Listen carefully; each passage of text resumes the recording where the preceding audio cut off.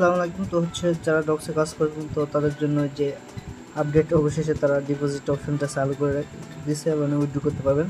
তো first of all আপনি ডক্সের মধ্যে আসবেন, পরে ডিপোজিট টু এক্সচেঞ্জ লেখা আছে এটাতে ক্লিক করবেন। তারপর এখান থেকে যদি আপনি এক্সচেঞ্জারে উইথড্র দিতে চান তো এক্সচেঞ্জার ক্লিক করবেন।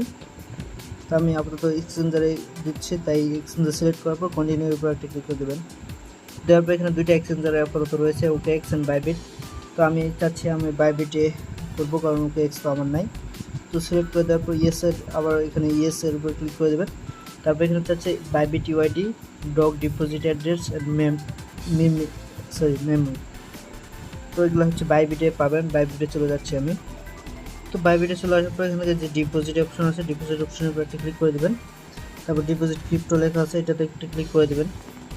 তো দেওয়ার পর এখানে লেখা আছে সার্চ করবেন ডিও এই যে ডক্স লেখা আছে ডিওজিএস ডক্স। তো এটার উপর ক্লিক করার পরে যে ডক্সের উপর একটা ক্লিক করে দেবেন। তো দেওয়ার পরে এখান থেকে হচ্ছে চেন সিলেক্ট করতে বলছে, তো টোন সিলেক্ট করে দেবেন।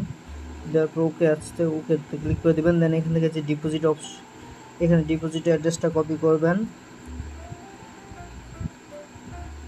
তারপর এখানে আসবেন, আসার পর ডিপোজিট অ্যাড্রেসটা আপাতত বসাই দিবেন। তারপর হচ্ছে এখান থেকে মেমো এই যে হচ্ছে মেমো এটা এখান থেকে কপি করবেন। করার পর এখানে হচ্ছে মেমোটা বসাই দিবেন। দেওয়ার পর বাইবিট ইউআইডি দিতে হবে। তো ইউআইডি দেওয়ার জন্য আবার ব্যাগে চলে আসবেন। আসার পরে যে মেন আইকন আছে এটার উপর একটা ক্লিক করে দেবেন। তো দেওয়ার পর ইউআইডি আছে এটা ইউআইডিটা আর কি ক্লিক করলে কপি হয়ে যাবে। দেন এখানে এসে পেস্ট করে দিবেন। দেওয়ার পর সেন্ডের উপর একটা ক্লিক করে দিবেন। তারপর এখানে কনফার্ম চাচ্ছে, এখান থেকে কনফার্মের উপর একটা ক্লিক করে দেবেন। তো দেখতে পাচ্ছেন ডিপোজিট ইন প্রোগ্রেস।